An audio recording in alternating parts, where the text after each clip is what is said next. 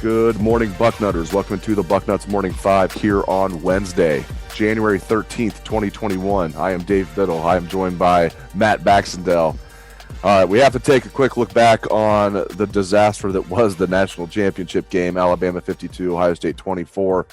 What I want to ask you, Bax, if the Buckeyes, in your estimation, if they were at full strength, meaning Togiai was playing, I think that was a huge loss. Tyreek Smith, who's coming off his best game as a Buckeye, if he was playing, if Trey Sermon doesn't get hurt on the first play, if Justin Fields is 100%, how much of a difference would that have made? Well, I obviously think that would have been pretty gigantic. Big Tom would have been pretty disruptive in the middle. You'd have seen some of those run plays that went for 7 yards when they were touching the guy on the line of scrimmage or a yard into the backfield, end up staying at the line of scrimmage or in the backfield. I also think Tyreek Smith is a bigger loss than we realize. If you watch that play at the game, the first part of the game, Javonte Jean-Baptiste was on the field a lot, and that tackle for Alabama was swallowing him up.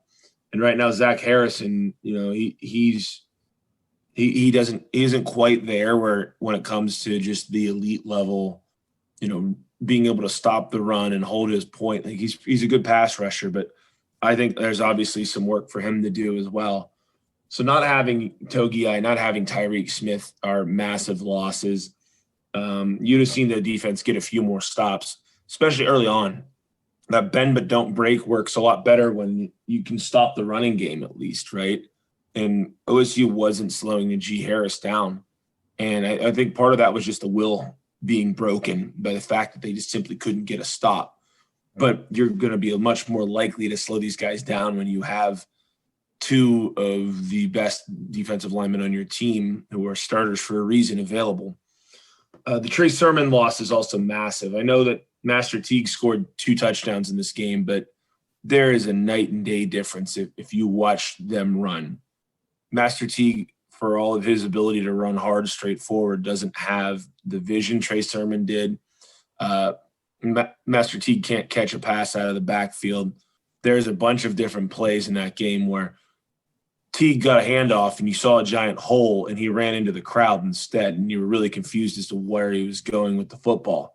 So I think OSU would have been much more able to match scores with Alabama with Trey Sermon in. In fact, if anything, I think Trey Sermon is the biggest, what's the difference in this game kind of what if for OSU, even more than Big Tom and Tyreek Smith, because if you have Sermon, OSU doesn't score 24, OSU scores 45. I genuinely believe that.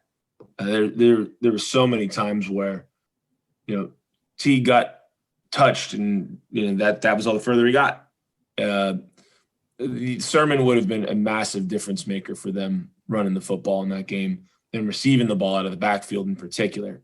So, Alabama's really good, though. We can't gloss over the fact that Ohio State literally had no answer for Alabama's passing game. The only stop they had for most of the first half was Baron Browning's sack fumble where he recovered it.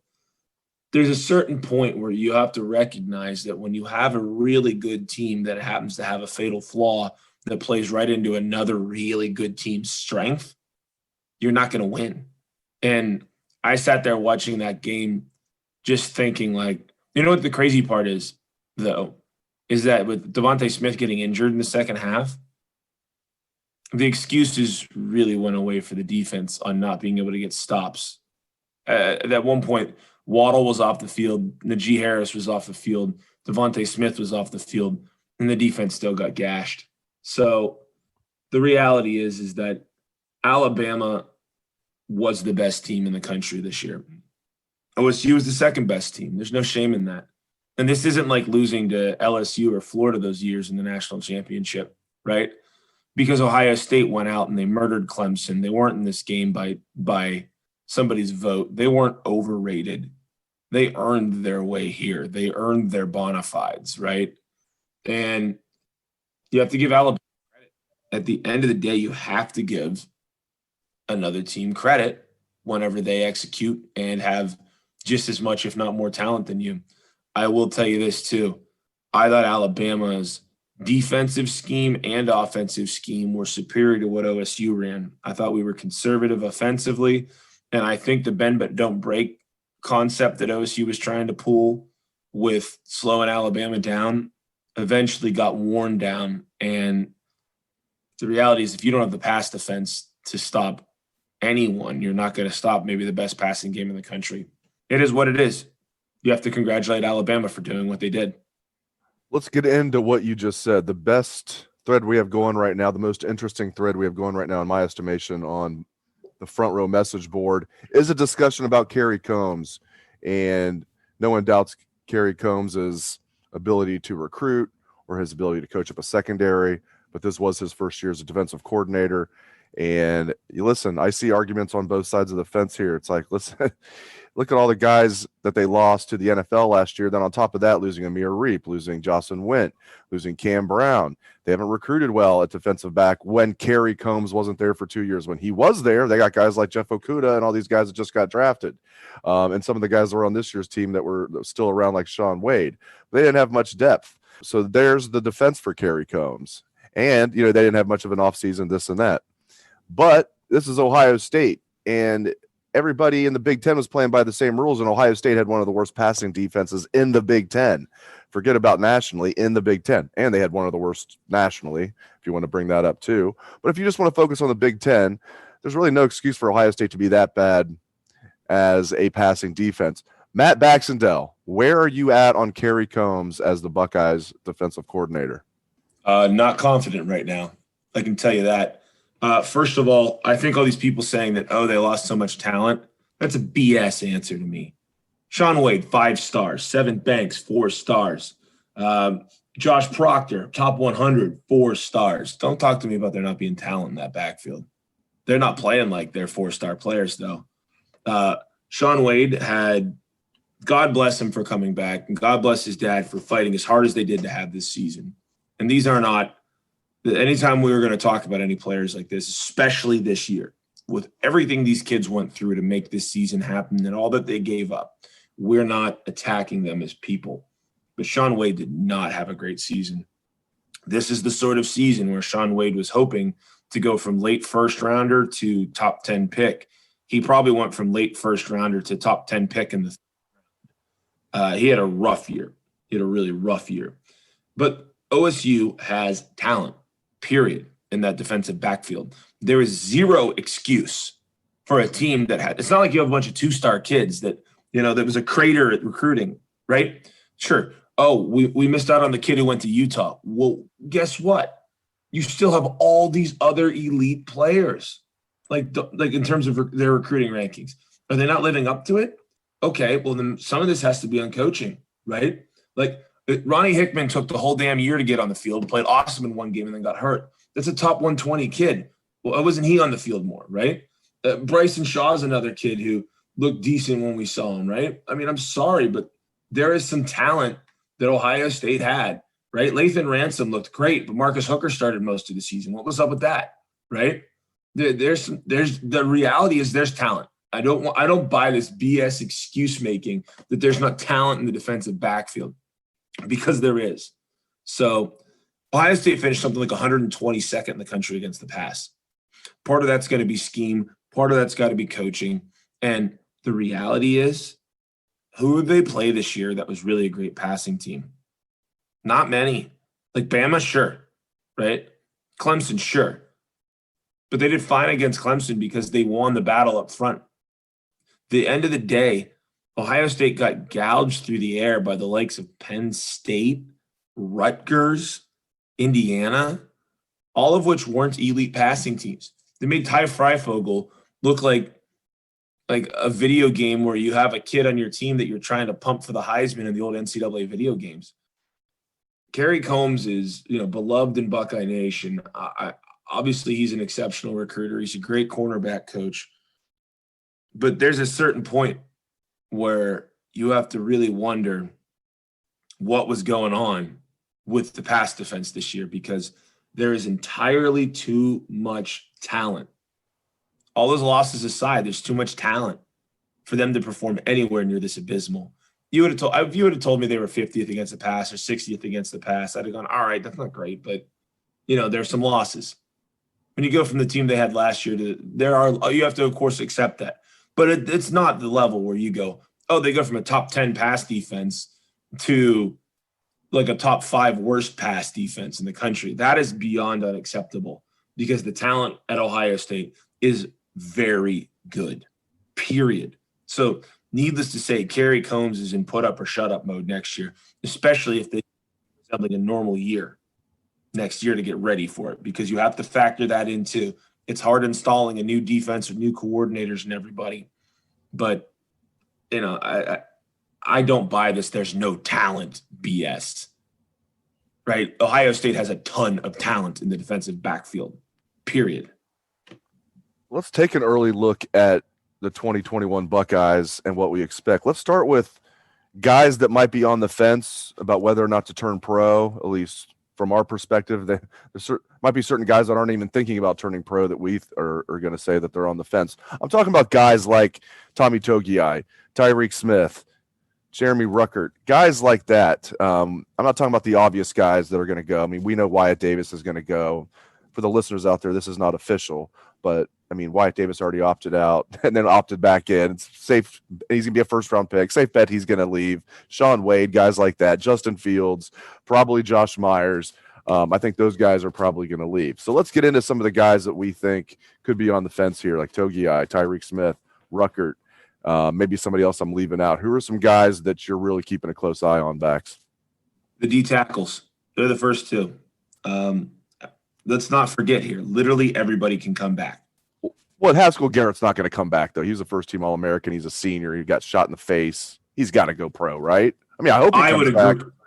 I would agree with that, but he's never really been – he already said that he said a couple weeks ago that he was thinking hard about it.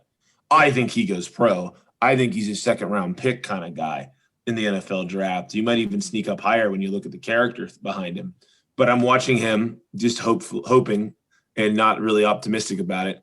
But I do think Togiai is a real interesting one. I have a lot of questions as to whether Togiai wants his career to end with being held out of a national title game at Ohio State. You may have a little bit of the Sean Wade effect there, where Wade didn't want his career to end last year with a targeting call. I think all the linebackers are gone. I think Pete Werner's the one who's going to get drafted high, even though he didn't have a great game against Alabama.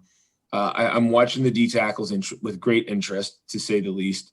I don't think there's any chance that Sean Wade comes back. I know he's waffling a little bit here, and there's no question his stock went down, but I think he's ready to start getting paid to play, no question. And I think Fields is gone. I think Trey Sermon's not going to come back. Those last 2 games and then an injury proved to him it's time to also start getting paid. And honestly, Trey Sermon's stock isn't going to be much higher at any point than it is already right now. I don't think Myers comes back. I think Myers is probably gone, but if any of them do come back, he's the one that would come back and surprise me, I kind of think. You've got and here's another one. People keep talking about Sevyn Banks going pro. Hell no, he needs another year in college. Don't even get started on that one. So I think Myers is the one to keep an eye on, but I don't think he comes back, is my best guess at this point in time. Now, it looks like it's pretty clear to me C.J. Stroud's going to be the heir apparent to Justin Fields. And I felt that way until there were times where they needed to have a guy go out there for, as it turned out, just one play in a couple of different games, and it was C.J. Stroud going out there when Justin Fields got banged up. And I'm excited for C.J. Stroud. And that, maybe Jack Miller will beat him out, and Kyle McCord's a hell of a prospect coming in. But it looks like C.J. Stroud's going to be the heir apparent. Let's talk about that a little bit, and just what's your early feeling on how the 2021 Buckeyes are going to be? Well, I think C.J. Stroud was the guy who kind of was the clear backup in a couple of these games. The fact that he came in for the one play in the national semifinals is very telling.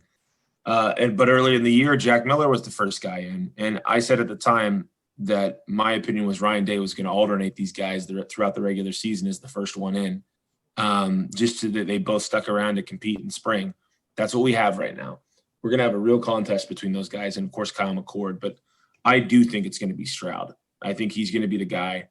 I also think that we've heard a lot of great things about him. He's a very highly rated player. We have to see it, of course. Hopefully we get a spring game this spring. I think we're going to. But I don't know if people are going to be able to go. I can tell you right now that you'd have a sellout in the Horseshoe if we were all allowed to go like normal, because I think people are so just anxious to get life back to normal. But I think CJ Stroud's probably going to be the guy. And, man, look at the wide receiver talent he has.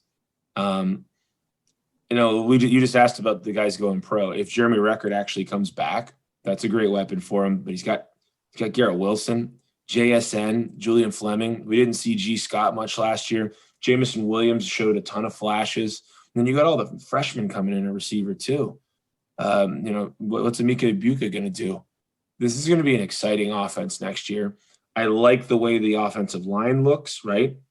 You've got Paris Johnson's going to be one of the tackles. NPF is back. You've already seen that Matt Jones can be a pretty darn good guard. Harry Miller is going to get better people. He's a natural center. He was not bad at guard this year. He's going to be good next year.